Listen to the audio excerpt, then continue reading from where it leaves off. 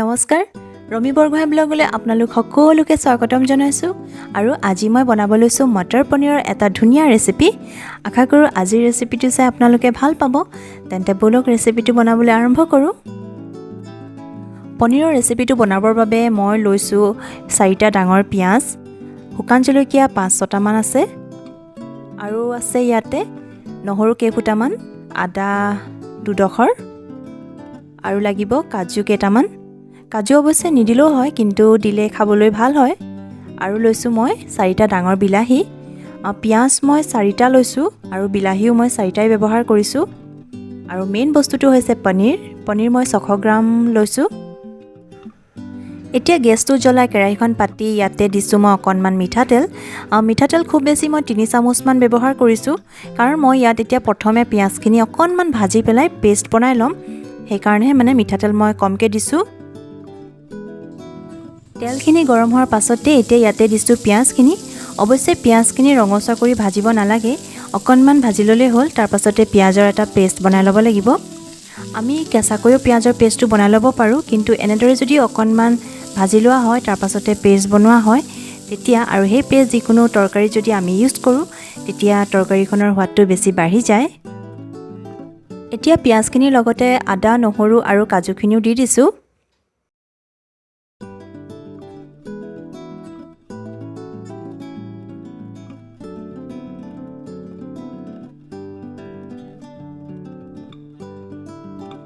পিঁয়াজখিনি কেইছেকেণ্ডমান সময় ভজাৰ পাছত এতিয়া ইয়াতে দিব লাগিব বিলাহীখিনি অৱশ্যে বিলাহীখিনি একেবাৰে গলি যোৱালৈকে ভাজিব নালাগে অকণমান কোমল হ'লেই হ'ল আৰু বিলাহীখিনি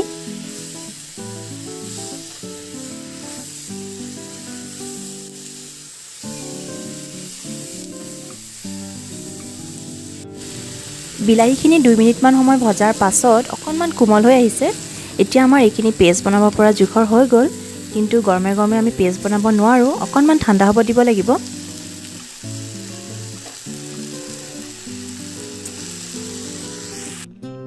পিঁয়াজ আৰু বিলাহীখিনি ঠাণ্ডা হোৱালৈকে মই তেতিয়ালৈকে পনীৰখিনিকে কাটি লওঁ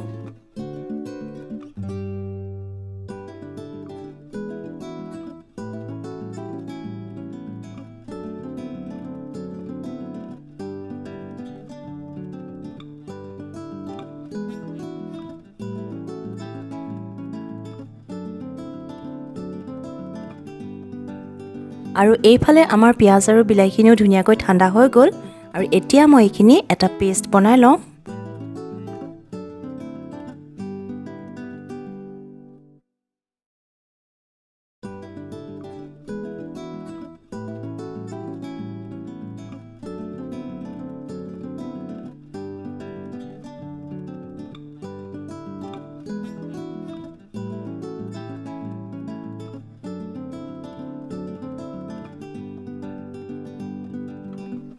আৰু এয়া চাওক ধুনীয়া পেষ্ট এটা আমাৰ বনাই হৈ গ'ল এতিয়া মই চব্জিখন বনাই লওঁ এতিয়া কেৰাহীখন পাতি ইয়াতে দিছোঁ অকণমান মিঠাতেল এতিয়া তেলখিনি গৰম হোৱাৰ পাছত ইয়াতে দিব লাগিব গোটা জিৰা 1 চামুচ ইলাচি 5টামান ডালচেনি তেজপাত আৰু জালুক কেইটামান মই ইয়াতে গোটেইখিনি একেলগে দি দিছোঁ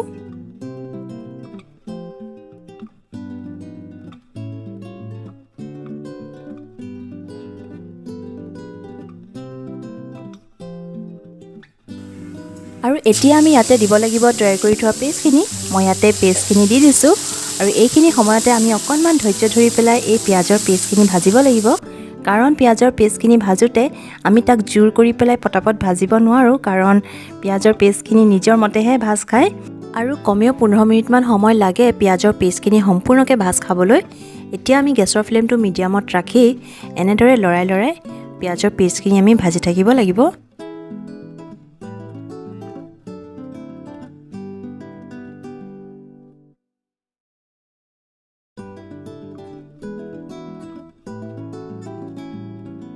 প্ৰায় 5 মিনিটমান সময় ভজাৰ পাছত এতিয়া ইয়াতে দিছোঁ মই হালধি 1 চামুচ জিৰা গুড়ি আধা চামুচ ধনিয়া গুড়ি 1 চামুচ আৰু কাশ্মীৰ মিৰ্চ দিছোঁ 2 চামুচ এতিয়া গোটেইখিনি এবাৰ ভালদৰে মিহলাই দি আকৌ কমেও 10 মিনিটমান সময় ভাজিব লাগিব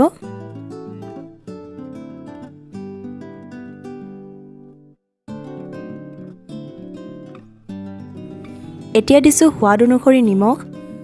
আকৌ এবাৰ গোটেইখিনি ভালদৰে মিহলাই দিব লাগিব।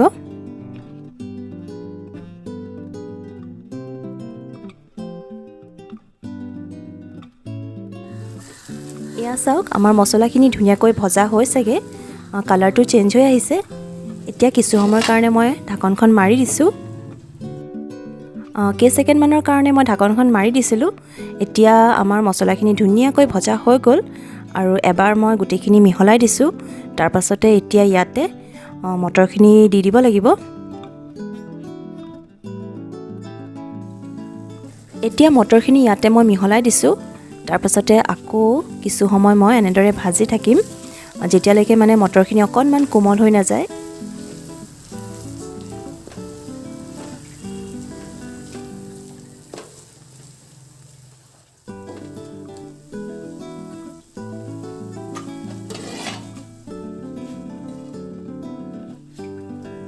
মটৰখিনি দি প্ৰায় 5 মিনিটমান সময় ভজাৰ পাছত এতিয়া ইয়াতে মই পনীৰখিনি দি দিছোঁ।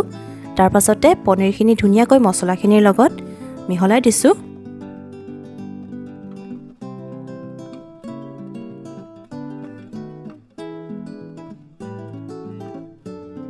পনীৰখিনি মছলাখিনিৰ লগত ভাজি থকা প্ৰায় 3 মিনিটমান হ'ল আৰু এতিয়া ইয়াতে দিব লাগিব গৰম পানী। এতিয়া মই ইয়াতে দিছোঁ পানী। আপোনালোকে পানীৰ পৰিমাণটো নিজৰ জোখ অনুসৰি দিব। মই আজি অকণমান গ্ৰেভি টাইপত বনাম, পানীৰ পৰিমাণটো মই অকণমান কমকৈ দিছোঁ। হ'লেও আৰু অকণমান পানী দিব যেন লাগিছে, কাৰণ গ্ৰেভিকণটো উতলাব লাগিবই, তেতিয়াতো পানী শুকাবই। আৰু অকণমান পানী দিব যেন লাগিছে বাৰু।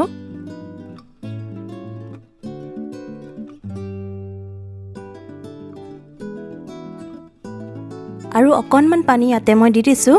তাৰ পাছতে এইখিনি উতলিবলৈ দিম।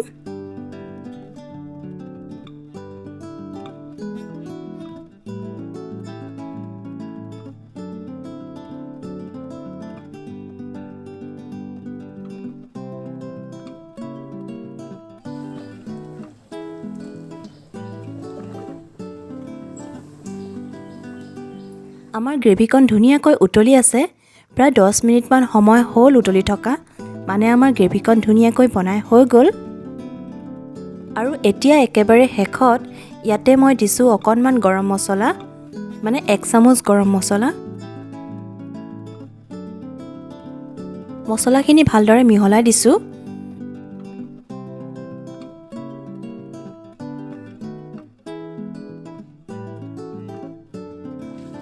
আৰু এতিয়া দিছোঁ কাটি থোৱা ধনিয়া। তাৰ পাছতে গেছটো অফ কৰি গৰমে গৰমে ভাতৰ লগত খাব লাগিব। আৰু আজিৰ ৰেচিপিটো চাই আপোনালোকে কেনে পালে কমেণ্ট এটা কৰি জনাব। আৰু ভিডিঅ'টো চাই যদি ভাল পালে তেন্তে ভিডিঅ'টোত লাইক এটা কৰি দিব। আৰু যিসকলে আমাৰ চেনেলটো আজি প্ৰথমবাৰৰ বাবে চাইছে তেওঁলোকে প্লিজ চেনেলটো ছাবস্ক্ৰাইব কৰি দিব। পুনৰ আন এটা নতুন ৰেচিপিৰ সৈতে আকৌ লগ পাম। তেন্তে আজিলৈ আহিছোঁ, বাই বাই।